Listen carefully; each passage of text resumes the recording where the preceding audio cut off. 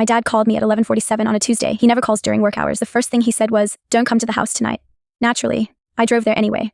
By the time I pulled into the driveway, there was a moving truck outside. My mom was standing on the porch with 2 suitcases. She looked like she'd been crying for hours. I asked what was going on. She just shook her head and said, "Ask your father." I found him in the garage sitting in an old lawn chair staring at the floor. The strongest man I'd ever known looked defeated. He handed me a small envelope. Inside was a birth certificate. Not mine, not my sister's, a little girl's. I looked at him confused. He quietly said, "Your mother had another daughter." I honestly thought he meant before they met. He didn't. The girl was 12 years old. I remember laughing because I genuinely thought he was joking. He wasn't. Apparently, my mom had been having an affair for over a decade. The little girl lived less than 30 minutes away. My dad had found out completely by accident. He was cleaning out old paperwork when he discovered bank transfers he'd never seen before. Every month, same amount, same account. For 12 years. He followed the paper trail. Eventually, it led to another house, another family, and another child. The craziest part?